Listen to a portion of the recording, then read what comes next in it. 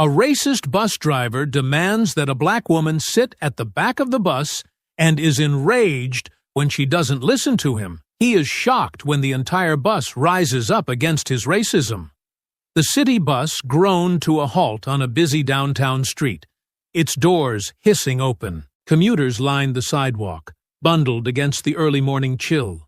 Among them was Evelyn Carter, a neatly dressed woman in her early 70s. Her posture was straight, her head held high, and her eyes sparkled with quiet determination. She clutched her purse tightly as she stepped aboard, nodding politely to the driver, Robert Whitman. Whitman barely looked at her. His scowl deepened as Evelyn dropped her coins into the fare box and paused to adjust her balance before moving forward. "Hurry it up!"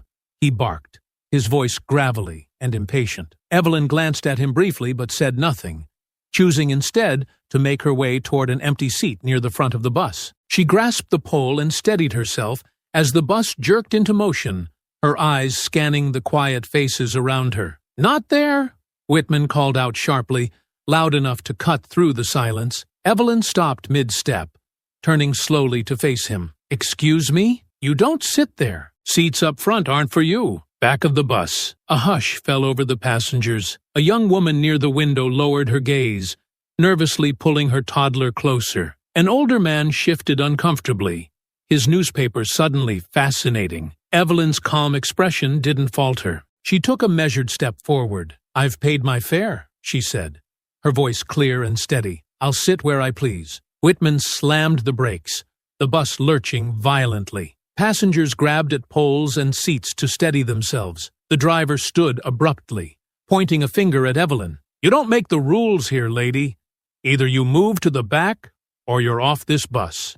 Your choice." The murmurs of the passengers grew louder, a mix of surprise and unease. A young man in the middle row pulled out his phone, the faint glow of its camera light visible as he began recording. Evelyn straightened her shoulders and met Whitman's glare. "I'm not going anywhere," she said firmly. Whitman's face reddened with fury. "We'll see about that." He grabbed the radio from his console and barked for transit security. The tension on the bus thickened as all eyes turned to Evelyn, waiting to see what would happen next. The bus remained idle on the crowded street, the low hum of its engine filling the tense silence. Evelyn Carter stood firm, her fingers lightly gripping the cold silver rail near the front seats. The passengers around her exchanged uneasy glances, their whispers growing louder as the confrontation dragged on. "I'm not going to repeat myself," Robert Whitman barked, stepping out from behind the driver's seat, his uniform stretched tightly over his broad shoulders, his face flushed with irritation. "Move to the back of the bus, or I'll have you removed." Evelyn looked up at him, her expression calm but unyielding. "I've done nothing wrong. I paid my fare. I'll sit where I please." Whitman's hands clenched into fists at his sides. "You think you're special? I make the rules on this bus. If I tell you to move, you move." A murmur rippled through the passengers. A young mother near the front shifted uncomfortably, pulling her squirming toddler onto her lap. An older man in a suit adjusted his tie, his gaze fixed firmly out the window. A teenage girl whispered loudly enough for everyone to hear, "This is ridiculous." Evelyn didn't raise her voice, but her words carried across the bus. "I'm not breaking any rules. What you're doing is wrong, and you know it." The driver's face twisted in fury. "You don't get to tell me what's right. You're disturbing everyone else here. People are trying to get to work." He gestured broadly at the passengers, as if expecting their agreement. The majority remained silent, avoiding eye contact. From the middle of the bus, a young man with earbuds dangling from his ears raised his phone slightly, the faint red light of a recording visible. "You're the one holding us up, man," he said loudly. "She's just trying to sit." Whitman turned his glare on the young man. "Stay out of it. This isn't your concern." The young man leaned back, undeterred, and kept filming. The bus jerked slightly as Whitman stomped back to his seat and grabbed the radio. His voice crackled through the speaker as he called in his complaint. "Dispatch! This is Route 23. I have a passenger refusing to comply, requesting transit security at my location." The murmurs of the passengers grew louder. "She's not doing anything wrong," a woman near the back muttered, her voice barely audible. Why's he making such a fuss? Evelyn turned to face the other passengers, her gaze sweeping across their hesitant faces. This isn't just about me, she said, her voice steady but filled with conviction. It's about what's right. Spare us the speech, Whitman snapped, cutting her off. You're off this bus the second security gets here. A little boy sitting with his mother tugged on her sleeve. Why's the driver yelling at her, Mommy? He asked in a loud whisper. The mother hushed him quickly, glancing nervously at Whitman. Evelyn smiled gently at the child. Sometimes people don't like being challenged when they know they're wrong, she said softly. Don't talk to him, Whitman barked, his voice booming. His frustration seemed to grow with every passing moment. The passengers flinched as his outburst echoed through the bus. The young man with the phone spoke up again, his voice steady. You're digging yourself into a hole, man. Everyone's going to see this. Whitman glared at him, but said nothing, his jaw tightening. The faint sound of a siren began to pierce the tense atmosphere, signaling the arrival of transit security. Evelyn didn't move, her calm, steady presence standing in stark contrast to the chaos Whitman seemed determined to create. The passengers fell silent, their eyes darting between Evelyn and the driver. The bus door hissed open as Whitman prepared for the arrival of the officers. Evelyn remained poised, her shoulders back and her chin held high. We'll see what they have to say, she said quietly, her words filled with quiet defiance. As the sound of the siren grew louder, the tension on the bus reached its breaking point. Everyone waited, the weight of the moment pressing down on them like a heavy, unrelenting tide. The siren's wail grew louder, cutting through the uneasy silence inside the bus. Evelyn Carter stood firm, her hand still resting on the silver rail. Robert Whitman returned to his seat, but kept shooting glances at her, his expression a mix of frustration and defiance. The other passengers murmured quietly among themselves, the tension thick enough to weigh down the already stale air. A young mother with a toddler, seated a few rows back, finally broke the silence. Why doesn't she just move? She muttered under her breath, though her words carried enough weight to be heard. This is holding everyone up. I would have moved, the man next to her chimed in, his voice low but tinged with irritation. Not worth the fight. Evelyn turned her head slightly in their direction. Some fights are worth it, she said simply, her voice calm but unmistakably firm. She met the mother's gaze briefly, before returning her focus to the front of the bus. The young man with the phone recording leaned forward. She's got a point. Why's he even bothering her in the first place? There's nothing wrong with sitting up front. Whitman shot him a sharp glare, his voice cutting through the murmurs. Stay in your lane, kid. This doesn't concern you, doesn't it? The man shot back, his tone steady. You're making it everyone's business by stopping the bus. Several passengers shifted uncomfortably. A teenage girl sitting a few rows ahead of Evelyn whispered to the woman beside her, I can't believe this is happening. It's like something out of a history book. Yeah, the woman replied, her voice low, but it's not history. It's now. The faint sound of footsteps approached as the siren's wail tapered off. Transit security was here. The bus door hissed open, and two officers stepped on board, their dark uniforms standing out against the bright morning sunlight streaming in through the windows. Whitman was on his feet instantly. Finally, she's been refusing to comply, he said, jabbing a finger in Evelyn's direction, holding up the bus, and causing a scene. The officers turned their attention to Evelyn, their faces neutral. Ma'am, one of them began, his tone measured. We've been called because you're refusing to follow the driver's instructions. Can you tell us what's going on? Evelyn held her ground, her voice calm but unwavering. I paid my fare like everyone else here. He demanded I move to the back of the bus for no reason other than his own prejudice. That's not true, Whitman interjected, his voice rising. I told her these seats are priority seats. She doesn't belong here. Priority for who? Evelyn countered, her gaze sharp. The elderly? I certainly qualify. Or are there other criteria I'm unaware of? The officer hesitated, clearly uncomfortable. The other passengers watched intently, a few nodding at Evelyn's words. The young man with the phone tilted it slightly, making sure to catch the officers, Whitman and Evelyn, all in frame. Ma'am, The easiest thing would be to move to another seat. The second officer said, his tone placating. We're just trying to resolve this without further delay. I'm not the one delaying the bus, Evelyn replied. He is. If I step off now, he'll think he can keep treating people this way. And he'll be right. The teenage girl who had whispered earlier suddenly stood up. She's right, she said loudly, her voice trembling slightly but resolute. Why should she have to move?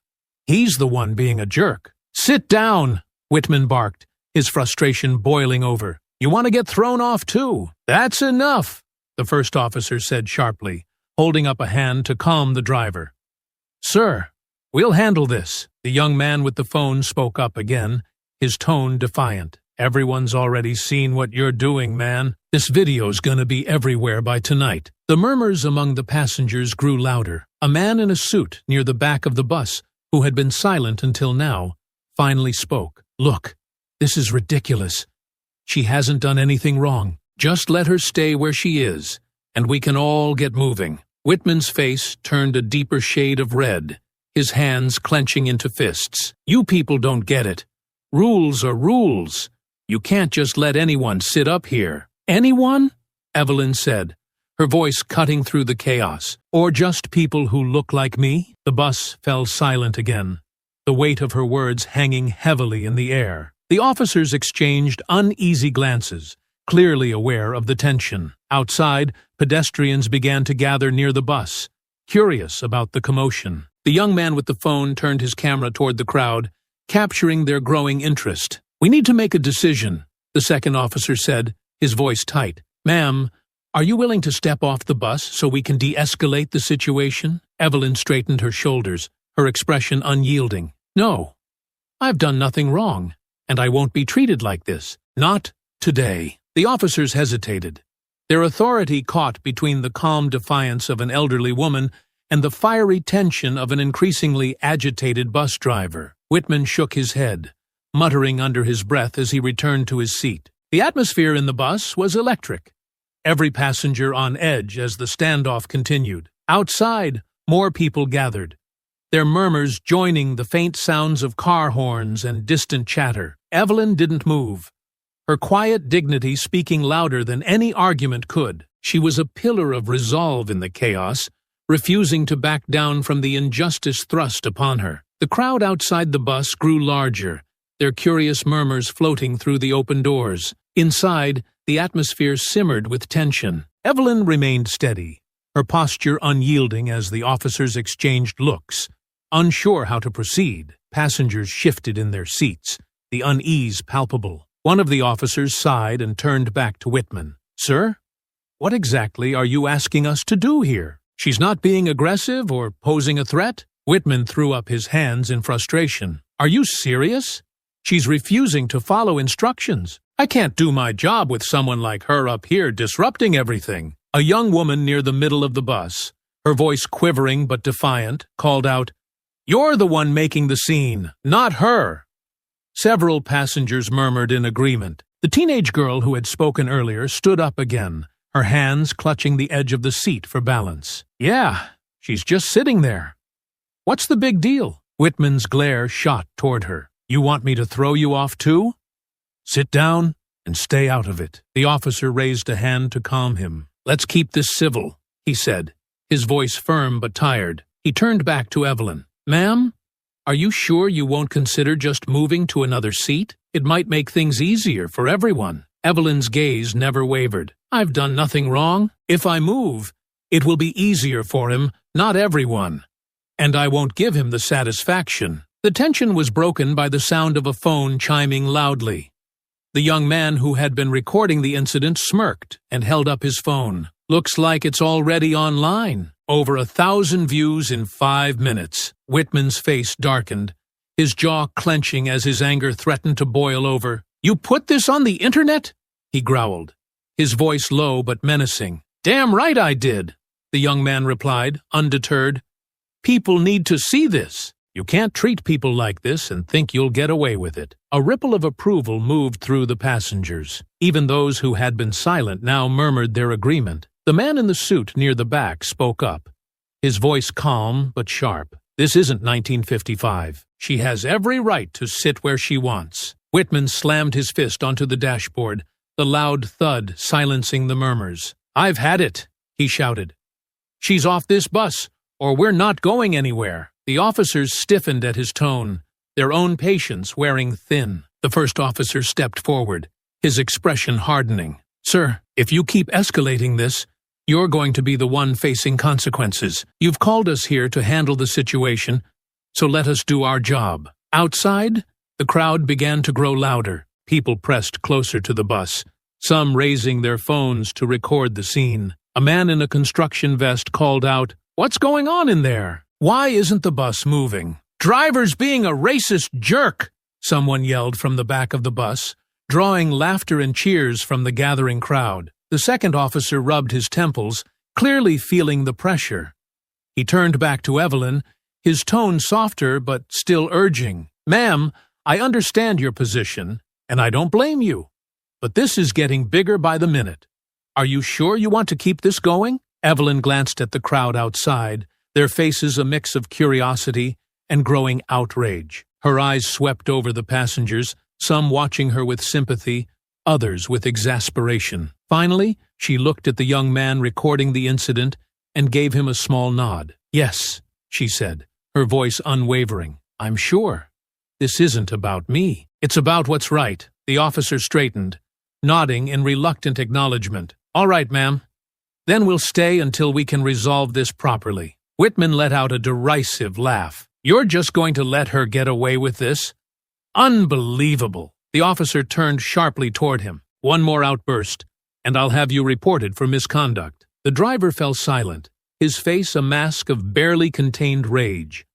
The tension in the bus was electric, every passenger hanging on the edge of their seats. Outside, the crowd grew louder, their voices forming a faint chant that reached the ears of everyone on board. "Let her sit! Let her sit!" Evelyn finally took her seat near the front, her head held high. Her quiet defiance seemed to radiate strength, a stark contrast to Whitman's growing agitation. The officers exchanged a final glance before stepping outside to address the crowd, leaving the driver fuming and the passengers buzzing with murmurs of approval. The young man with the phone grinned, lowering it briefly to address Evelyn. "You're a legend, ma'am. This video's gonna blow up." Evelyn gave him a faint smile, but said nothing, her focus still on Whitman. The fight wasn't over yet, but for the first time, the tide seemed to be turning in her favor. The officers stepped off the bus, the weight of the growing crowd pressing down on the tension already simmering inside. The chant outside had grown louder, the rhythmic, "Let her sit! Let her sit!" echoing through the open doors. Passengers exchanged glances, their unease now mingling with curiosity. Evelyn sat poised, her back straight, her gaze fixed on the windshield ahead. She could feel Whitman's glare boring into her from his seat, his knuckles white as he gripped the steering wheel. The young man with the phone held it up again, panning across the passengers to capture their reactions. "You see this?" he said, his voice loud enough to carry. "This is what standing up looks like.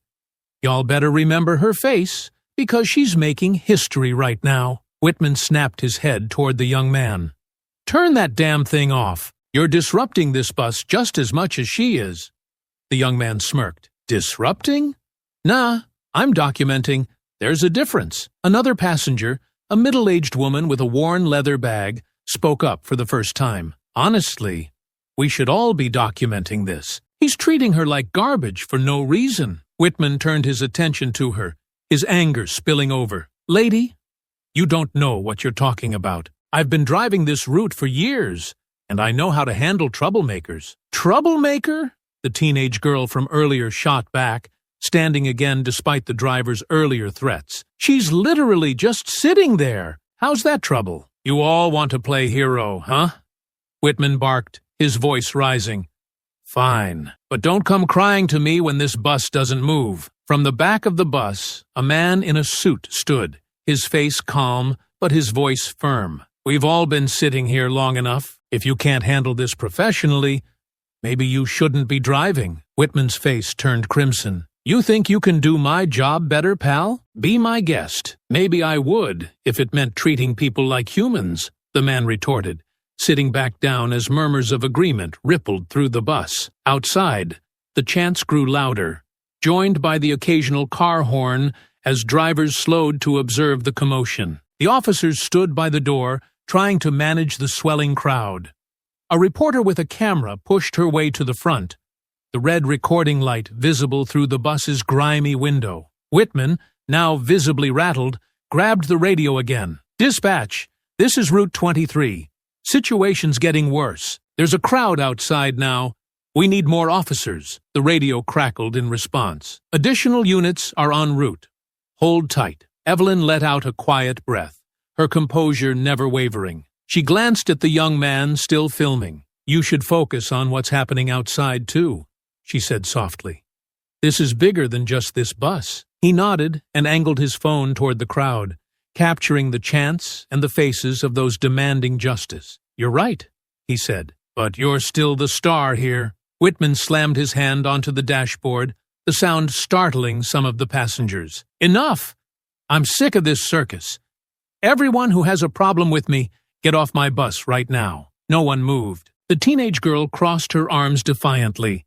The man in the suit stared out the window, and the young mother clutched her child tighter, but stayed silent. Even those who had been reluctant earlier now seemed rooted to their seats, their quiet solidarity a stark rebuke to the driver's outburst. Evelyn turned her head slowly to look at Whitman. Her voice was low, but carried through the bus. "You don't get to decide who belongs here. That's not your job." Whitman's mouth opened as if to retort, but he hesitated, his jaw tightening. His authority was slipping, and he knew it. The chants outside were growing louder, the crowd swelling into a small sea of people. Phones and cameras pointed toward the bus, capturing every moment. One of the officers re-entered the bus, his face tight with frustration. "Driver," he said firmly, "we need to de-escalate this now. The crowd's growing, and the media's here. This situation is out of control." Whitman scoffed, throwing his hands up.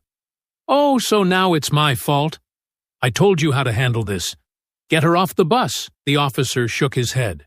"No, if we try to force her off now, we're going to have a bigger problem on our hands.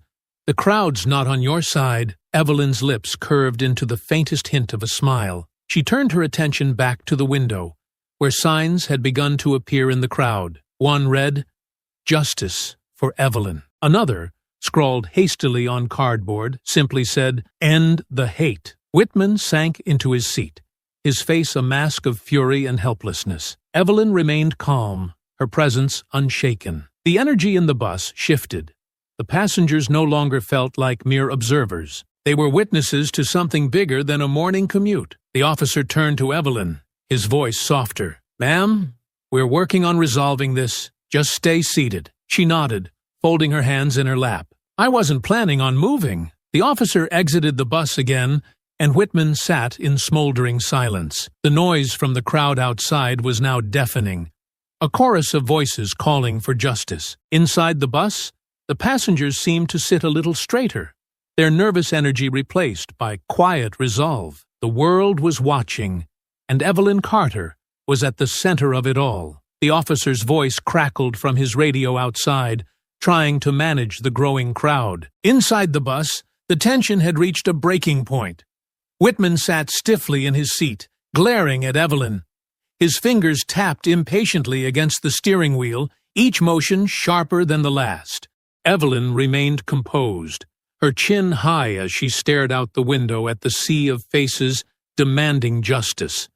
The chants outside, "Let her sit," echoed louder, reverberating through the walls of the bus. "You think you're some kind of hero," Whitman growled, his voice barely contained. He stood abruptly, his chair creaking from the force. "You're not. You're just another troublemaker making my life harder." Evelyn didn't flinch, her calm demeanor amplifying his anger. "What I am," she said, her voice steady, "is someone who's tired of being pushed around. If you can't handle that, maybe you're in the wrong job." His face flushed crimson. "That's it. I'm done playing nice." He stalked toward her, the veins in his neck pulsing with barely restrained rage. The passengers gasped. Several shouted in protest. "What are you doing?" the teenage girl cried, standing halfway up in her seat. "You can't do that! Don't touch her!" yelled the young man with the phone, angling his camera to capture Whitman's every move. Whitman ignored them all, his focus solely on Evelyn. He loomed over her, his large frame blocking out the light from the windows. "I told you to get off my bus," he snarled, "and if you won't do it yourself, I'll make you." Evelyn's expression didn't waver. "You lay one finger on me, and you'll regret it." The warning didn't deter him. Whitman grabbed her arm roughly, yanking her halfway out of the seat. The passengers erupted in outrage, several leaping to their feet. "Stop him!" someone shouted. The young man recording bolted forward, his phone still trained on the scene. "Let her go!" he yelled. But Whitman shoved him back with his free hand, sending him stumbling into another seat. Evelyn winced but refused to cry out, her resolve unshaken even as Whitman dragged her farther from her seat. "This is assault," she said firmly. "You're not above the law, no matter what you think." The doors of the bus slammed open, and the officers charged back inside. "Stop right now!" one of them barked, his hand instinctively reaching for his belt. "Driver, let her go." Whitman froze but didn't release her immediately. His head whipped toward the officers, his anger now mixed with defiance. "She's disrupting my bus. I'm just doing my job." "That's not your job," the officer snapped, stepping forward. "And if you don't let her go this second, you're going to be in cuffs." Whitman hesitated for a fraction of a second before releasing Evelyn's arm. She settled back into her seat, her composure still intact despite the ordeal. The officer turned to her, concern flashing across his face. "Ma'am, are you all right?" "I'm fine," Evelyn said, smoothing her sleeve. Her voice was steady, but her eyes remained fixed on Whitman. "But he isn't." The second officer stepped forward, his handcuffs glinting in the light. "Driver, you're under arrest for assault. Turn around and put your hands behind your back." "What?" Whitman roared, his voice echoing through the bus. "You can't be serious. I'm the one in charge here." "Not anymore," the officer replied coldly. He grabbed Whitman's arm and spun him around, locking the cuffs into place. Whitman struggled, but the officer's grip was firm. "Anything you say can and will be used against you in a court of law." The passengers watched in stunned silence as Whitman was marched down the aisle, his protests drowned out by the chants from outside. "This is ridiculous," he yelled, craning his neck to glare at Evelyn. "You'll regret this, lady." Evelyn finally broke her silence, her voice calm but cutting. "I think the only one with regrets here will be you." The officer guided Whitman down the bus steps and into the arms of the growing crowd, where cameras and phones flashed in every direction. The reporter outside shouted questions as Whitman was loaded into a waiting police car, his face twisted in a mixture of rage and disbelief. Inside the bus, the passengers erupted into applause. The teenage girl clapped loudly, her grin wide. "Finally, some justice," she exclaimed. The young man with the phone turned back to Evelyn, still recording. "Ma'am, that was incredible. Everyone's gonna see this." Evelyn gave him a faint smile, her composure softening for the first time. "Good. Maybe it'll make people think twice about staying silent." The officer who had arrested Whitman stepped back onto the bus, addressing Evelyn directly. "Ma'am, we're going to make sure this gets properly documented. Do you want to press charges?" Evelyn nodded firmly. "Absolutely." The officer tipped his hat slightly. "We'll handle the rest from here. You just sit tight." As the officer exited again, the crowd outside cheered, their chants shifting to her name. Evelyn Carter had become the face of defiance, a quiet but powerful figure standing tall against injustice. The bus doors closed, and the replacement driver, a young woman with kind eyes, climbed aboard. She glanced at Evelyn and smiled. "Where to next?" she asked, her tone light but respectful. Evelyn relaxed into her seat, her shoulders finally easing. "Forward," she said simply. The police cruiser carrying Robert Whitman sped away from the scene, its sirens wailing faintly as it disappeared down the street. The crowd outside the bus erupted into cheers and applause, their voices echoing in unison. Inside, the energy shifted. The passengers, who had been wary and hesitant before, now buzzed with a mix of relief and triumph. Evelyn Carter remained seated at the front, her posture as poised as ever. She rubbed her arm where Whitman had grabbed her, her hand lingering briefly before returning to her lap. The young man with the phone moved closer, his recording still running. "Ma'am, you okay?" he asked, his voice softer than before. The defiance he'd shown to Whitman had given way to genuine concern. "I'm fine," Evelyn replied, her voice steady. She met his gaze, her tone carrying a quiet strength. "It'll take more than that to shake me." The teenage girl stepped forward, clutching her backpack against her chest. "You were amazing," she said, her eyes wide with admiration. "I can't believe you stood up to him like that." "It wasn't just for me," Evelyn said, her gaze sweeping across the other passengers. "Sometimes you have to take a stand, even if it's uncomfortable." Her words seemed to resonate. The man in the suit, who had remained quiet for much of the ordeal, finally spoke up. "You've got more courage than most people, Mrs. Carter," she said with a small nod. "Evelyn Carter." "Well, Mrs. Carter," he continued, "you've inspired all of us today. That man deserved everything he got." The young mother, still holding her child tightly, leaned forward from her seat. "I'm sorry I didn't speak up sooner," she admitted, her voice tinged with guilt. I didn't want to make things worse." Evelyn offered her a kind smile. "It's never easy, especially when fear takes over. But every voice matters. Remember that next time." The young man holding the phone interrupted, turning his screen toward Evelyn. "Your video's already blowing up. I just checked. Tens of thousands of views. People are sharing it everywhere." Evelyn raised an eyebrow, the corner of her lips curling slightly. "Well," she said, "it seems the truth has its way of getting out." Before anyone could respond, the replacement driver, a petite woman with a calm, authoritative demeanor, stepped onto the bus. She adjusted her uniform cap and scanned the faces in the aisle, her expression professional yet kind. "Good morning," she said, her voice cutting through the chatter. "I'll be taking over for the rest of the route. Sorry for the delay, folks." She glanced at Evelyn, a flicker of recognition crossing her face. "Mrs. Carter?" she asked, her tone respectful. Evelyn inclined her head. "Yes? I just want to say thank you," the driver said. "What you did today, it's not just for you. It's for all of us." The bus fell silent, the weight of her words settling over everyone. Evelyn nodded, her gratitude unspoken but evident in her expression. The driver returned to her seat, and the bus hummed to life again, finally moving forward. As they continued their route, the passengers began talking among themselves, sharing their perspectives on what had happened. Some debated how Whitman had kept his job for so long, while others expressed outrage at the system that had allowed his behavior to persist. Evelyn listened quietly, her presence a steady anchor amid the buzz of voices.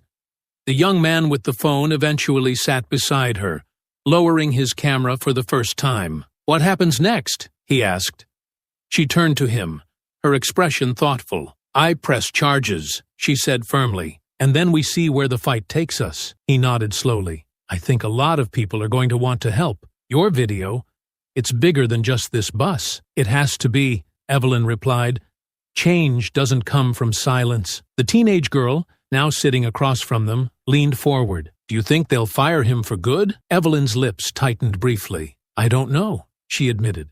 "But whatever happens to him, I'll make sure people see what he stood for. That's what matters." The bus pulled up to the next stop, and a handful of passengers disembarked. Outside, the crowd had thinned slightly, but a few people remained, waving their signs and cheering as Evelyn glanced at them through the window. She raised her hand in acknowledgement, a subtle but powerful gesture that drew another wave of applause. As the bus moved on, Evelyn felt a sense of resolve settle over her. The road ahead would not be easy. She knew that much. But for the first time, she felt that the voices around her, once silent, had found strength, and that was a victory in itself. The aftermath of the bus altercation spread rapidly. By the next day, Evelyn Carter's name was on everyone's lips. The video taken by the young passenger went viral, garnering millions of views across social media. News stations picked up the story, replaying the footage of Robert Whitman dragging Evelyn from her seat, followed by his subsequent arrest. Public outrage ignited like wildfire, with protests forming outside the city's transit headquarters and hashtags like Chuck Justice for Evelyn and Ashant End Transit Racism trending worldwide. Evelyn, however, remained composed as the storm unfolded. She sat in her modest living room, her phone buzzing constantly with calls, texts, and notifications. Reporters clamored for interviews, and activists reached out with offers of support. Despite the noise, Evelyn focused on the next step, holding Whitman and the Transit Authority accountable. Her lawyer, Angela Martin, arrived at Evelyn's home that afternoon, her presence exuding a quiet authority. Angela, a sharp-dressed civil rights attorney in her mid-30s, had reached out after seeing the video. Now, she spread out documents across Evelyn's coffee table, her expression both determined and grim. "This case is bigger than just one man," Angela said, pointing to a file labeled Transit Authority Misconduct Complaints. Whitman has a history of complaints, racial profiling, verbal abuse, but the Transit Authority has always swept them under the rug. They protected him. Evelyn nodded slowly. Then it's not just him we need to hold accountable. It's the system that allowed him to get away with it. Exactly, Angela replied, her eyes lighting up with approval. We're not just going after Whitman for assault. We're going after the Transit Authority for negligence and fostering a culture of discrimination. Evelyn leaned back in her chair, her hands clasped tightly in her lap. Do you think we can win? Angela's gaze was unwavering. With the public on our side? Yes. But it won't be easy. The Transit Authority is already circling the wagons. They'll try to discredit you, make this about something else. Evelyn's lips tightened. They can try, but the truth is out there. People saw what happened. Angela nodded. And that's why we'll use every bit of evidence we have. The video, witness statements, Whitman's arrest. It all builds a strong case. But we'll need you to testify. Evelyn's eyes flickered with resolve. I'll do whatever it takes. In the days that followed, Evelyn and Angela worked tirelessly to prepare for the trial. Witnesses from the bus began coming forward, their statements painting a damning picture of Whitman's behavior. The teenage girl who had spoken up during the altercation gave a powerful account of what she had seen. The young man who had recorded the video provided not just his footage, but also his testimony, emphasizing how Whitman's aggression had escalated unprovoked.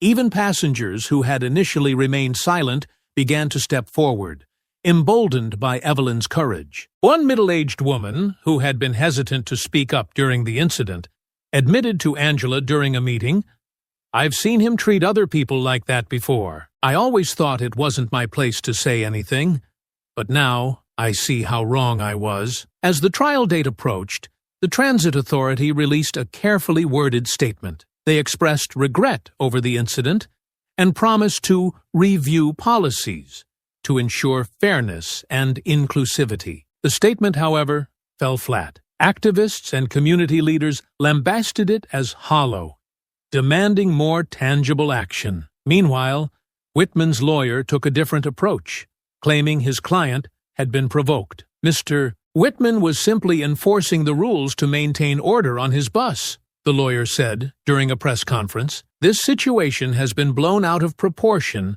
by a viral video that doesn't tell the whole story. Evelyn watched the broadcast with Angela, her jaw tightening. Enforcing the rules, she repeated, her voice edged with disbelief. They really think anyone's going to believe that? Angela smirked grimly. They're desperate, and it shows. That's good for us. The day of the trial arrived, and the courthouse buzzed with activity. Protesters filled the steps outside, holding signs that read, "Justice for Evelyn and accountability now." Reporters clustered by the entrance, their cameras flashing as Evelyn arrived with Angela by her side. Evelyn held her head high as she walked up the steps, her presence commanding respect. The crowd erupted into cheers, chanting her name as she passed. Angela placed a reassuring hand on her shoulder. "You've got this," she said. Inside, The courtroom was packed. Whitman sat at the defendant's table, his expression a mix of defiance and discomfort. His lawyer leaned over, whispering in his ear, but he didn't look up. Evelyn took her seat at the plaintiff's table, her hands folded neatly in front of her. As the judge entered and the trial began, Angela rose for her opening statement. Her voice was clear and unwavering as she addressed the jury. "This case isn't just about an assault on a city bus," she began. "It's about a pattern of abuse and discrimination that has gone unchecked for far too long." My client, Mrs. Evelyn Carter, stood up, not just for herself, but for every person who has been silenced by injustice. "Today, we ask you to hold Mr. Whitman and the Transit Authority accountable for their actions." Evelyn glanced at the jury, seeing their rapt attention. This was just the beginning, but she knew they had a strong case. The fight was far from over, but the truth was on their side. The courtroom quieted as the first witness took the stand. A middle-aged woman who had been seated near the back of the bus during the incident. Her hands fidgeted nervously as she answered Angela Martin's questions, but her words were clear. "I saw everything," the woman said. "Mrs. Carter just wanted to sit down. She wasn't bothering anyone. It was the driver who started yelling at her." Angela nodded, her tone encouraging but professional. "And how would you describe his tone?" The witness hesitated, glancing at the defendant's table where Whitman sat stiffly. "It was loud, aggressive, like he wanted to make her feel small." "And did you feel his behavior was justified?" "Not at all," the woman said firmly. "He was out of line. It was embarrassing to watch." Angela smiled faintly. "Thank you. No further questions." The defense attorney stood next, his expression sharp and calculating. He approached the witness slowly, as though preparing to dismantle her testimony piece by piece. "Ma'am, you mentioned feeling embarrassed. Isn't it true that your embarrassment could have colored your perception of my client's actions?" The woman frowned, clearly caught off guard. I don't think so." "You don't think so," he repeated, his tone bordering on condescension. "But isn't it possible that you interpreted his tone as aggressive because of your own discomfort with the situation?" Angela rose. "Objection, Your Honor." Leading the witness. "Sustained," the judge said, casting a warning glance at the defense attorney. "Move on." The defense attorney stepped back, feigning disappointment. "No further questions." The next witness was the teenage girl who had stood up for Evelyn during the altercation. Her youthful energy was now replaced with nervous determination as she recounted the events of that day. "I saw him grab her," the girl said, her voice trembling slightly. "She didn't do anything to deserve that." Angela approached her with a reassuring smile. "You spoke up during the incident, didn't you?" "Yes," the girl replied. "I told him he couldn't treat her like that." "And how did he respond?" "He yelled at me to sit down and stay out of it," she said, her voice growing steadier. "But I couldn't. It wasn't right." Angela nodded, her tone warm. "You showed courage that day. Thank you for speaking out." The defense attorney tried to rattle her, focusing on her youth and suggesting she might have been too inexperienced to understand the nuances of the situation. But the girl's resolve held firm, her answers concise and unwavering. The most compelling moment came when the young man with the phone took the stand. He provided not only his video evidence, but also his first-hand account of Whitman's escalating aggression. "He grabbed her," the young man said, his voice firm. "No one provoked him. He just lost it." Angela played the video for the court, the footage capturing every moment of the altercation in vivid detail. The sound of Whitman yelling, the gasps of the passengers, and the chants of the crowd outside echoed through the courtroom. By the time the video ended, the jury's expressions were solemn. Angela turned to the young man. "Why did you record this incident?" "Because I've seen stuff like this happen before," he said. "People get away with it because no one speaks up. I wanted to make sure this time was different." Angela nodded. "And do you feel it was different?" He glanced at Evelyn, a small smile breaking through his otherwise serious demeanor. "Yeah, Mrs. Carter made it different." The defense attempted to cast doubt on the video, suggesting it might not show the full context of the situation. But the jury's reaction made it clear that the footage had left a lasting impression. When Evelyn herself took the stand, the courtroom fell silent. She was the picture of composure, her voice calm but filled with quiet strength as she recounted her experience. "I paid my fare like everyone else," she said.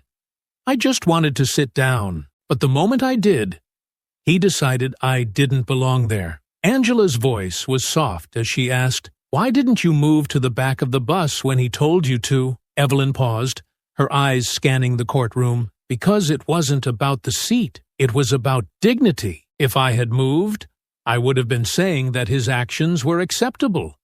And they weren't." The jury hung on her every word. Even Whitman, who had spent much of the trial avoiding her gaze, now seemed unable to look away. Angela stepped closer. "What do you hope to achieve with this case?" Evelyn's voice grew stronger. "Accountability, not just for Mr. Whitman, but for the system that allowed him to act this way for so long. This isn't just about me. It's about making sure no one else has to go through what I did." The room was silent as Angela nodded. No further questions. The defense's cross-examination was pointed, but failed to shake Evelyn's composure. She countered every question with poise, her responses firm and unwavering. By the time she stepped down, it was clear her testimony had made a powerful impact.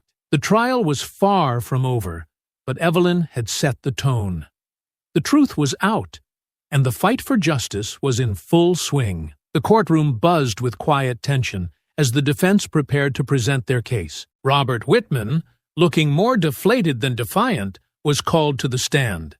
He adjusted his tie nervously and avoided eye contact with Evelyn as he took his seat. Whitman's attorney began with a series of carefully framed questions designed to cast his actions in a more sympathetic light. "Mr. Whitman," the lawyer began, his voice smooth, "can you explain your perspective on the events of that day?" Whitman cleared his throat, his voice shaky but firm. "I was just trying to do my job," he said. "The front seats are priority seats. I told her to move because that's the rule. I didn't mean to cause trouble. I was just enforcing policy. And when Mrs. Carter refused to comply," the lawyer pressed, "I gave her chances to move."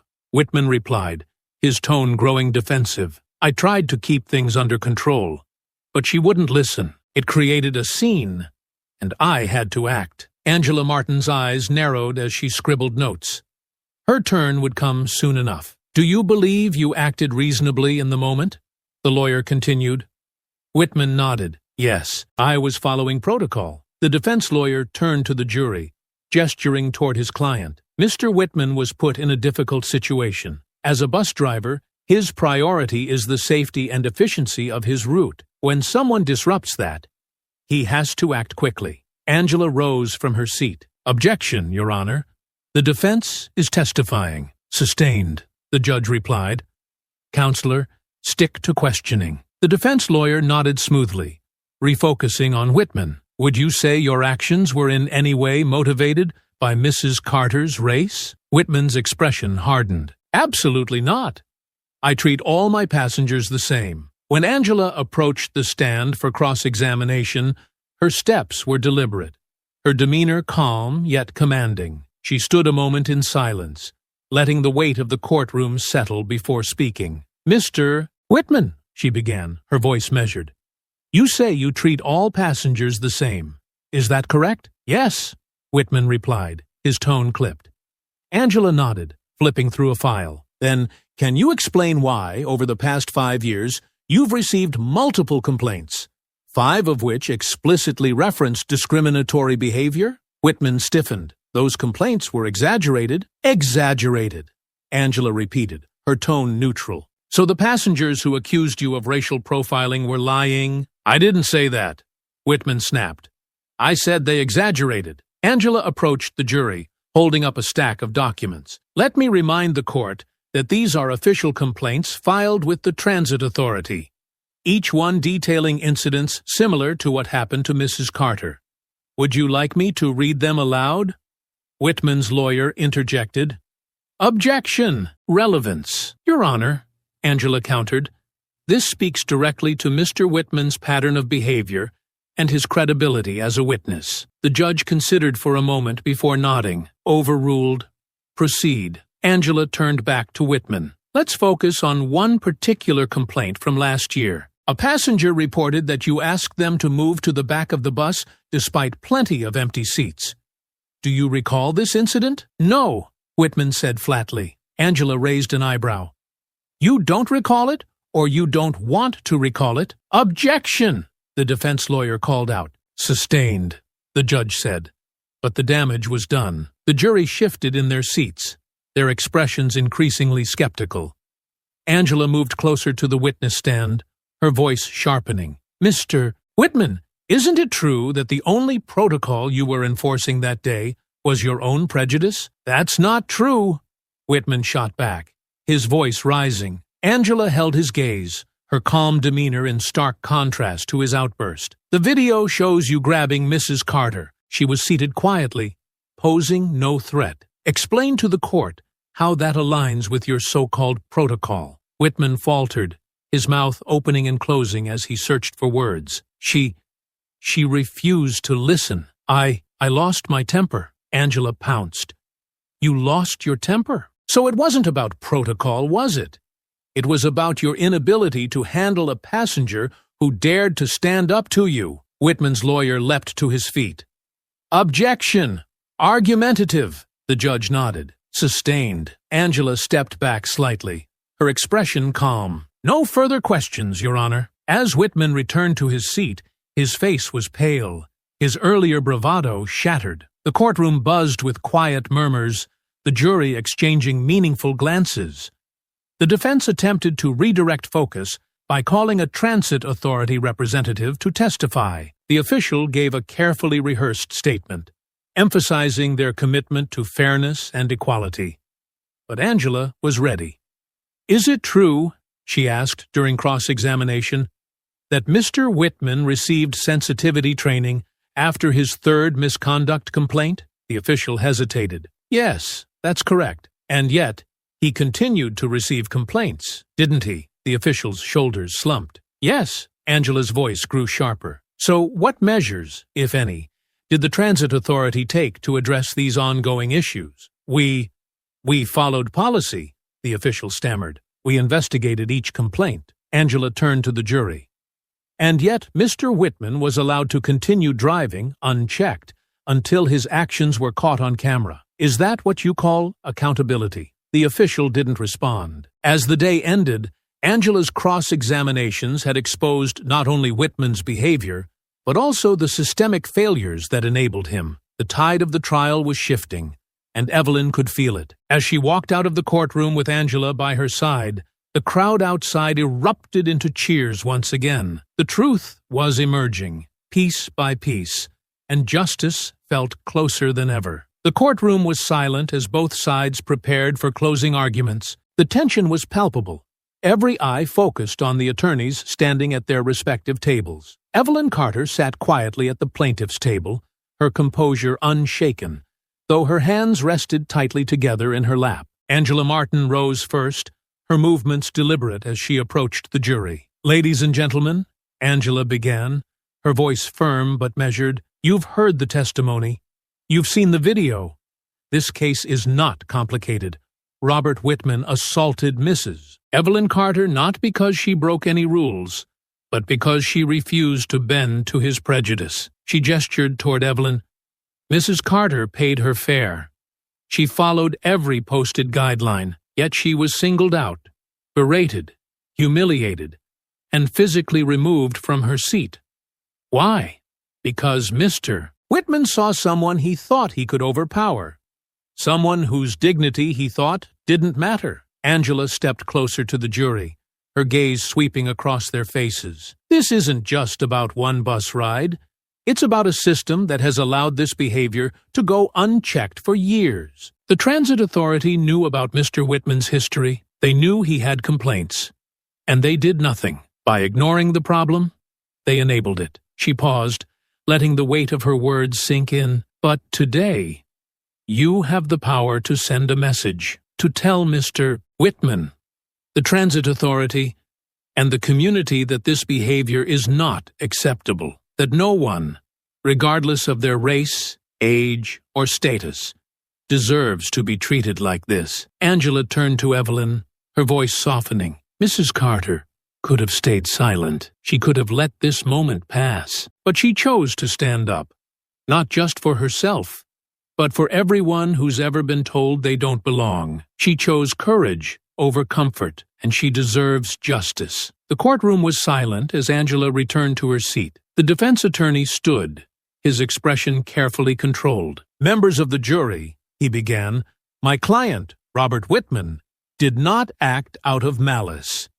He was enforcing policies designed to maintain order and safety on public transit. Mrs. Carter's refusal to comply escalated the situation. My client regrets his actions, but they were not rooted in prejudice. His tone shifted, more pleading than persuasive. We ask you to consider the full context of the incident and to understand that Mr. Whitman is not a villain. He is a man who made a mistake in a high-pressure situation. The defense attorney returned to his seat quickly, his argument noticeably lacking the passion and conviction of Angela's. The jury deliberated for several hours, the weight of the case evident in their furrowed brows and hushed conversations. Evelyn waited patiently in the courtroom, her hands folded neatly on the table. Angela sat beside her, her calm demeanor masking the intensity of her focus. When the jury finally returned, the room held its breath. The foreperson rose, holding a small slip of paper. In the matter of Carter versus Whitman and the Transit Authority, she began, we find the defendant, Robert Whitman, guilty of assault and misconduct. The words sent a wave of emotion through the room. Evelyn's eyes closed briefly, a mixture of relief and quiet triumph washing over her. The foreperson continued, we also find the Transit Authority liable for negligence in failing to address repeated complaints against Mr. Whitman. A murmur rippled through the courtroom, the weight of the verdict sinking in. The judge thanked the jury and announced sentencing would follow in the coming weeks. For now, justice had been served. Outside the courthouse, the crowd erupted into cheers as news of the verdict spread. Protesters held up signs reading, Justice for Evelyn and Accountability Now, their voices echoing across the courthouse steps. Evelyn stepped out into the sunlight, flanked by Angela and a small group of supporters. Reporters crowded around her, microphones and cameras jostling for space. Mrs. Carter, how do you feel about the verdict?